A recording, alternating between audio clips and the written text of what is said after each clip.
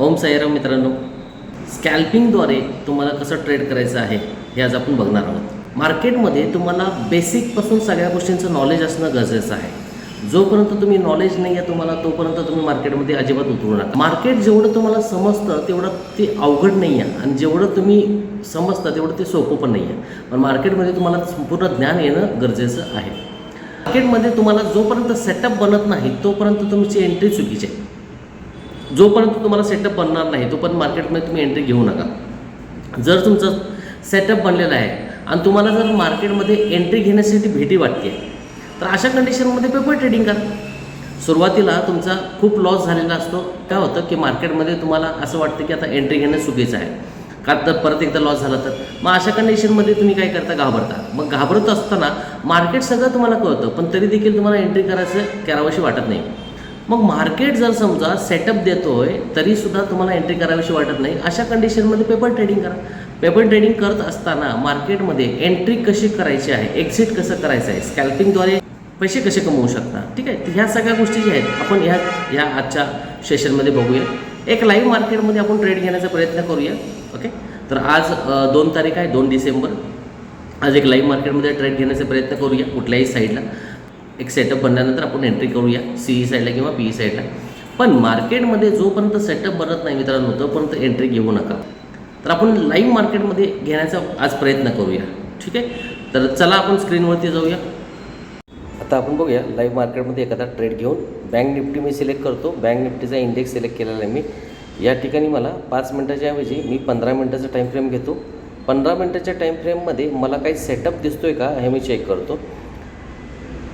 Okay, आता मला इथे एक सेटअप दिसतोय मला, symmetrical triangle. Okay, symmetrical triangle. मी एक ट्रेडलाईन इथं ड्रॉ करून दाखवतो तुम्हाला. या ठिकाणी बघा मी एक ट्रेडलाईन घेतलेलं आहे. सिमेट्रिकल ट्रायंगलची अशी ट्रेडलाईन मी ड्रॉ करतो आहे. हा आहे बॉटम. ओके, इथं सपोर्ट घेते मार्केट. त्याचबरोबर रेजिस्टन्सची पण एक ट्रेडलाईन घेतो मी. त्या ठिकाणी रेजिस्टन्सची ट्रेडलाईन अशी येऊ शकते आपल्याला. ओके, आता बघा सेटअप जोपर्यंत होत नाही तोपर्यंत आपण एंट्री करणार नाहोत. आर ब्रेकर्स थेअरीप्रमाणे आपला S1 जो आहे, S1च्या ठिकाणी मार्केट सध्या काय करते, रेस्ट घेते. जर समजा या ट्रेडलाईनचा सपोर्टचा ब्रेक झाला आपण PE साईडला जाऊया. जर रेजिस्टन्स ब्रेक जर झाला तर आपण CE साईडला जाऊया. ओके, परत एकदा मी 5 मिनटाचा टाईम फ्रेम लावलेला आहे. बघा इथं आता चेक करा की मार्केट प्रत्येक वेळेस तो आर ब्रेकर्स थेअरीच्या सपोर्टला थांबलेला आहे. ओके, तर आता आपण बघूया की आर ब्रेकरच्या सपोर्टला जर तो तोडला तर PE साईडला जाऊया. आणि जर ओके तिथं सपोर्ट घेतो आहे म्हणजेच याचा अर्थ मार्केट CE साईडला जाऊ शकतं. फ्रंट पेज ॲपमध्ये मी 53,600चा CE घेतो आहे. ओके, बाय 1500 क्वांटिटी घेतो. ओके, चला म्हणजे 100 लॉट मी घेतलेले आहेत, बाय केलेलं आहे मी. ओके, आपण आता चेक करूया. सुरुवातीला 3,80,000 25 एवढी इन्व्हेस्टमेंट आपली झालेली आहे. 2,000 रुपये आपल्याला लॉस दाखवतो आहे सुरुवातीला.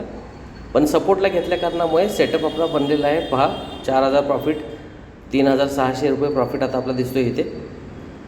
ओके, आपण सपोर्टला घेतलेला आहे. 5,900 प्रॉफिट आपल्याला दिसतो आहे. सपोर्टला घेतलेलं आहे त्यामुळे आपल्याला घाबरायचं कारण नाही. आपल्याला 6,000 रुपये चेक करूया आपण. ओके, पहा सपोर्टला घेतलेला असल्या कारणामुळे मार्केटमध्ये आपली एंट्री परफेक्ट झालेली आहे.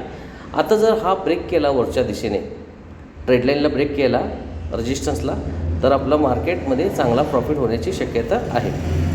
बघा ब्रेक केलेला आहे. ब्रेक केल्यानंतर कोणी अडवायला तयार आहे का, नाही, कोणीच नाही आहे. अडवू शकत नाही कोणी आता हे मार्केट. ओके, वरती आपला 200चा EMAचा ब्लॅक कलरची लाईन आहे. बघा 16,000 प्रॉफिट झालेला आहे, 15,000 प्रॉफिट झालेला आहे. आपण बघूया काय होतं. एक्झिट करण्याच्या पोझिशनमध्ये आपण येऊन बसलेलो आहोत. 17,000 प्रॉफिट वरती दिसतो आहे. बघा 17,000 प्रॉफिट, 17,100, 12,000. ओके, थोडंसं खाली येतो आहे. डाव्या बाजूला तुम्हाला रेजिस्टन्स दिसतो आहे बघा. ओके, त्या ठिकाणी हे मार्केट रेजिस्टन्स घेण्याचा प्रयत्न करतो आहे. 18,000 प्रॉफिट, 22,000 प्रॉफिट, 26,000 प्रॉफिट, 27,000 प्रॉफिट. बघूया 22,000, 23,000. वरती 200ची लाईन आहे, 200ची EMAची लाईन आहे. तिथं मार्केट रेजिस्टन्स घेण्याचा प्रयत्न करेल. मी एक्झिट होतो. 21,975ला मी एक्झिट झालेलं आहे. पहा बरोबर त्या 200च्या EMAच्या लाईनला मार्केट काय करतो आहे, रिजेक्शन घेण्याचा प्रयत्न करतो आहे. पहा त्या ठिकाणीच रिजेक्शन घ्यायचं. ब्रेकआउटला मी एंट्री घेतली आणि ब्रेकआउटला एंट्री घेतल्यानंतर मार्केटने आपल्याला चांगला प्रॉफिट दिलेला आहे. 21,925 जवळजवळ 22,000 रुपयेपर्यंत आपला प्रॉफिट तिथं झालेला आहे.